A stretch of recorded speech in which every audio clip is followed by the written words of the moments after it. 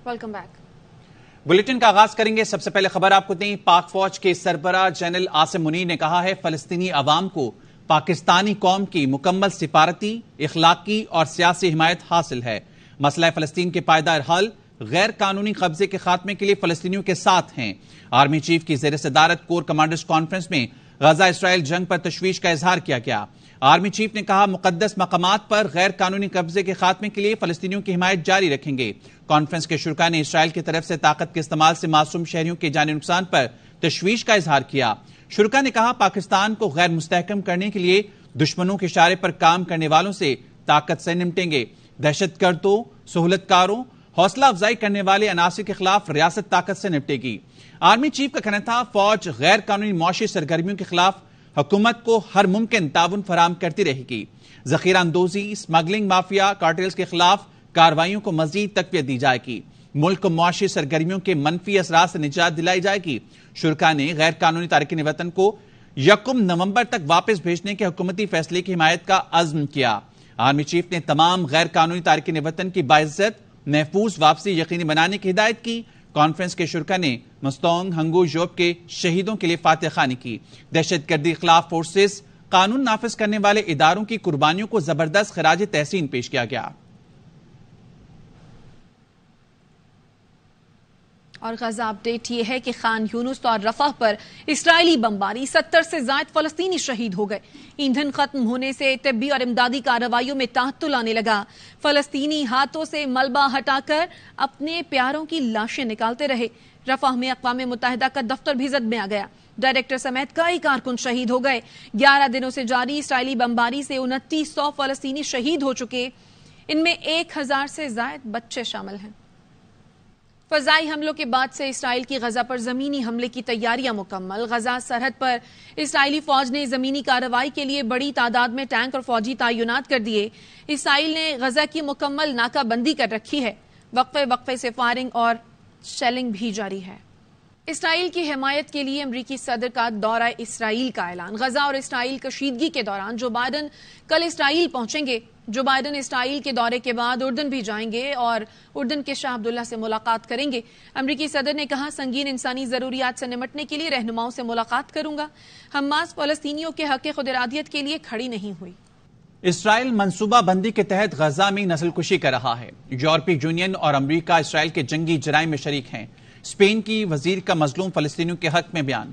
खातून वजीर बराए समाजी इंसाफ ने कहा गजा के लोग मंसूबाबंदी से की जाने वाली नस्लकुशी का सामना कर रहे हैं, जिसकी मैं मजम्मत करती हूं। इसराइल के खिलाफ आलमी फौजदारी अदालत में मुकदमा चलना चाहिए। El pueblo palestino lleva viviendo durante décadas. Israel está llevando a cabo un genocidio planificado.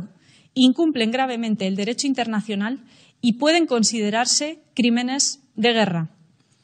Ante esto, Estados Unidos y la Unión Europea no es solo que miren hacia otro lado. Solicitamos a nuestro socio, el Partido Socialista, que trabajemos juntos para presentar desde el Gobierno de España una petición ante la Fiscalía de la Corte Penal Internacional para que se investiguen los crímenes de guerra cometidos en Palestina por Netanyahu. La Unión Europea debe dejar de ser cómplice de un criminal de guerra como Netanyahu, actuar con autonomía y cambiar sus discursos. वापस आएंगे break के बाद।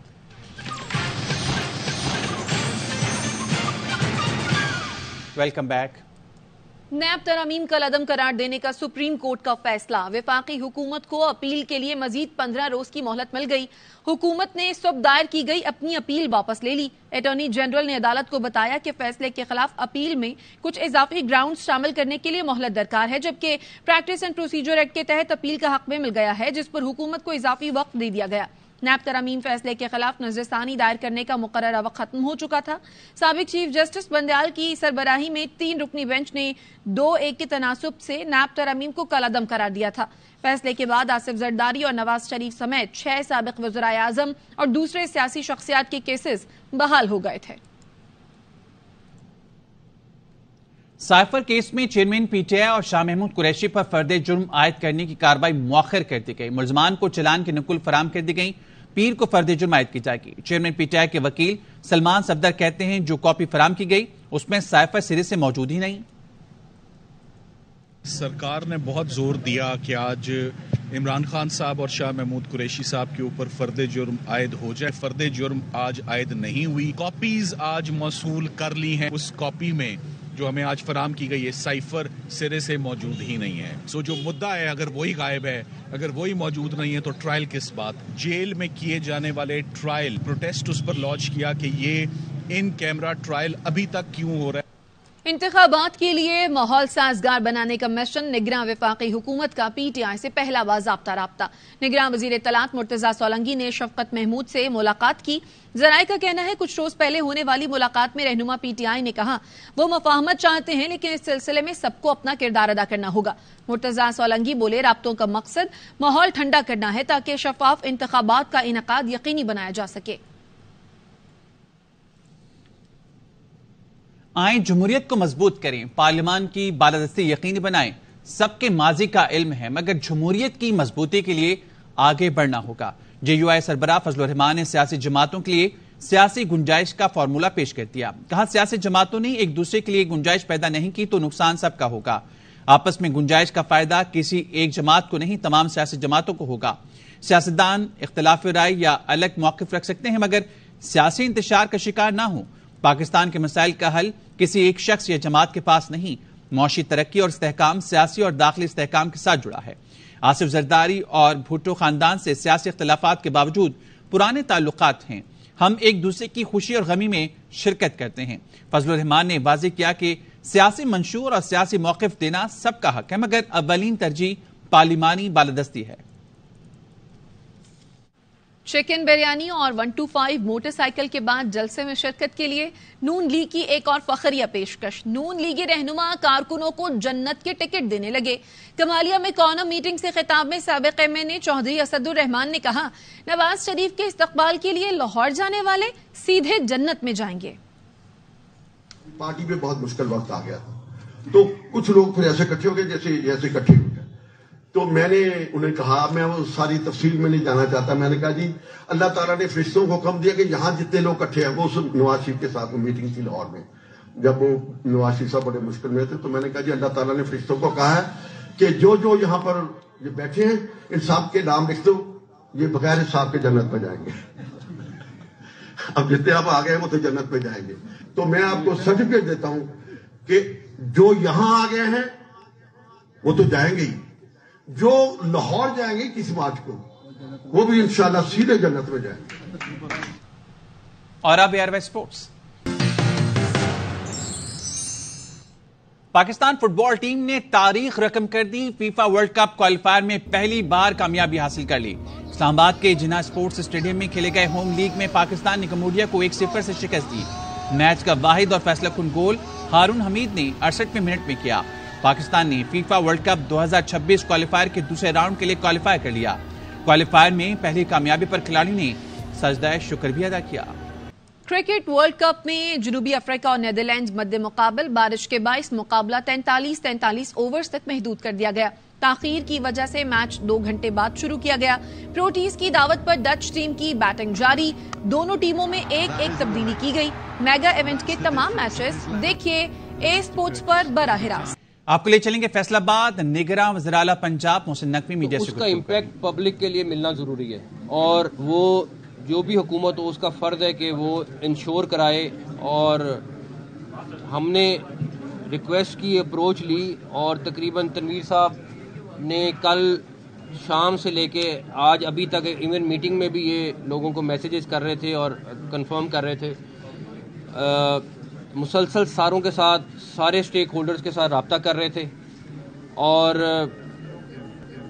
कल मेरा खुद जाने का इत्तेफाक हुआ। एडमिनिस्ट्रेशन पंजाब की पूरी चारों कोनों में, सारे के सारे डिस्ट्रिक्ट्स में, डिवीजन्स में लगी हुई थी।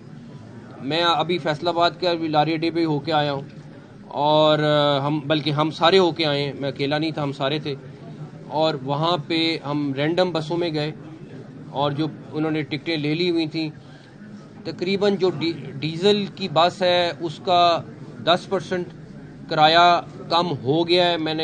हमने रात को भी देखा, आज सुबह भी देखा। ट्रांसपोर्टर्स ने भी हमारे साथ ऐलान कर दिया है। जो पेट्रोल वाली बस है उसका 15% के करीब किराया कम हो गया है। और अल्हम्दुलिल्लाह ये एक तो कहना था कि हो जाएगा, लेकिन कल से हम मुसलसल सारे के सारे लगे हुए हैं और ये इम्प्लीमेंट हो गया है। कहीं पे इक्का दुक्का शिकायत आ रही है, वहाँ पे डीसी वगैरह खुद मौके पे पहुँच रहे हैं और उसको केटर कर रहे हैं। जो ट्रांसपोर्टेशन वाले जो सामान को लेके आते जाते हैं उनके साथ भी हमारे तकरीबन मुज़ाकरात कामयाब हो गए हैं, वो भी तकरीबन 10% रिड्यूस करने जा रहे हैं। वो होपफुली वो भी अनाउंस कर देंगे, अभी मिनिस्टर ट्रांसपोर्ट भी साथ ही मौजूद हैं। उसके बाद जो दाल पूरे पंजाब में, यहाँ फैसलाबाद हेडक्वार्टर समझा जाता है, जो फैसलाबाद रेट निकालता है वही रेट तकरीबन पूरे पंजाब में चलता है। तो तनवीर साहब तकरीबन 30 रुपए के करीब दाल, ये 20 से 30 रुपए के दरमियान, ये 20 से 30 रुपए के दरमियान दाल जो है वो आपको कम मिलेगी।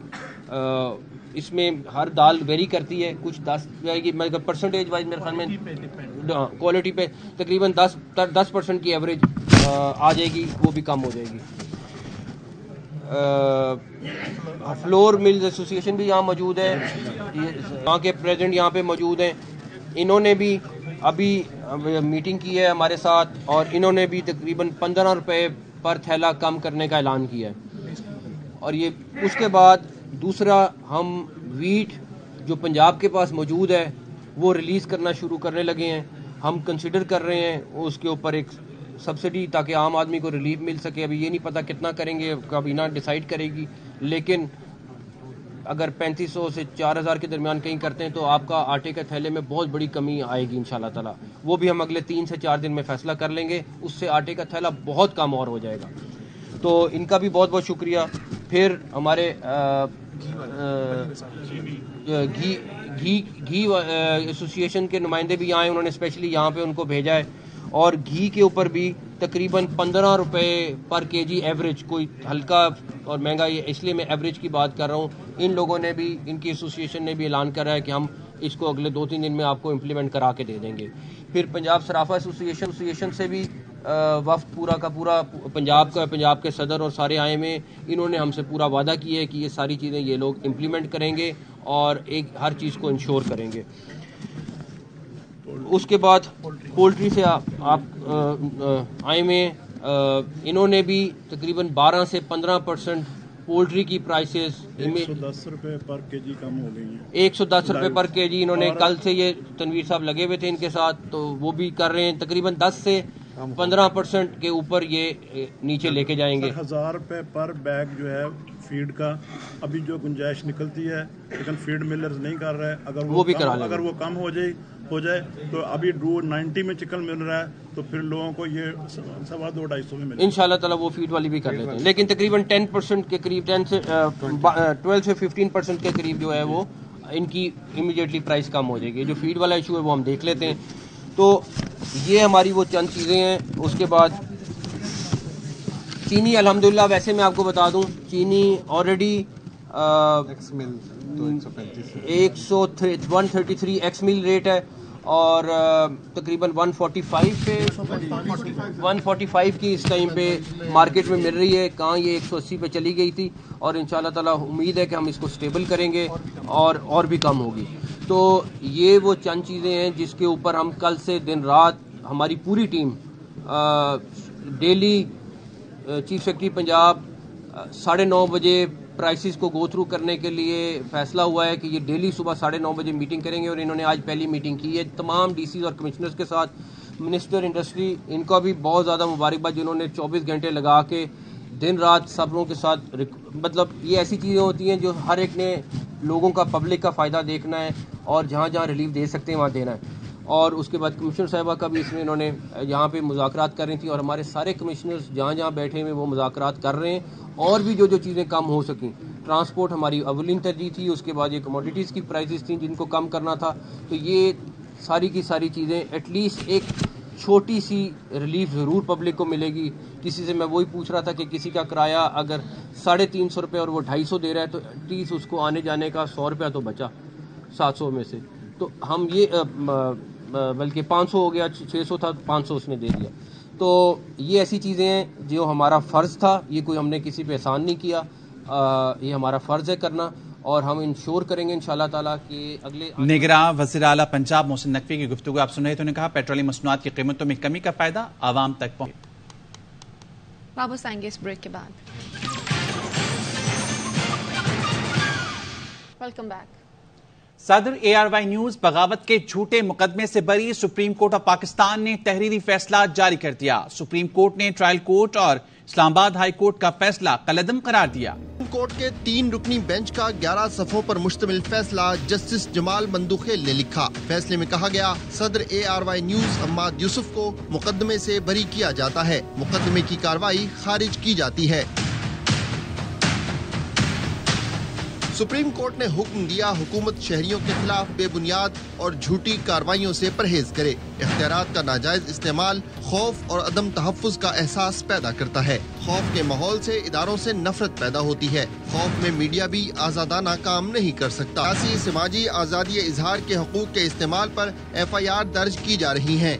सियासतदान, सियासी कारकुन, मीडिया पर्सन, इंसानी हकूक़ के कारकुनों के घर वालों पर भी मुकदमे हो रहे हैं। हुकूमत नाक़िदों और सियासी मुखालफों को दुश्मन न समझे।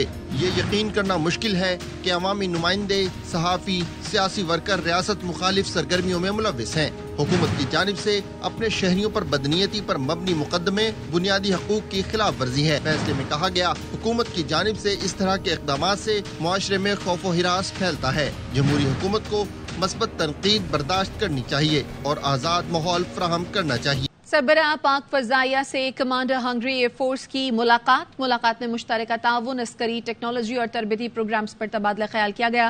पाक हंगरी फ़ज़ाइया फ़ौज जल्द एक मफाहमती याददाश्त को हतमी शक्ल देंगी। पाक फ़ज़ाइया हंगरी एयरफोर्स के पायलट्स को तकनीकी तरबियत फराहम करेगी। हंगरी एयर चीफ की खुद इन्हिसारी के मैदान में पाकिस्तानी फ़ज़ाइया की पेशरफ्त की तारीफ तर्जुमान पाक फ़ज़ाइया ने बताया। ब्रिगेडियर जनरल जोसेफ कॉलर ने वफ्द के साथ एयर हेडक्वार्टर्स इस्लामाबाद का दौरा किया। दौरा दोनों फ़ज़ाइया फ़ौज में ताल्लुकात के एक नए बाब का आगाज है। दौरा दिफाई सनत और अस्करी शोबे में बढ़ती शराकतदारी का सबूत है। हंगरी के अस्करी वफ्द ने एयर हेडक्वार्टर्स में तनसीबात और तकनीकी इंफ्रास्ट्रक्चर का दौरा भी किया।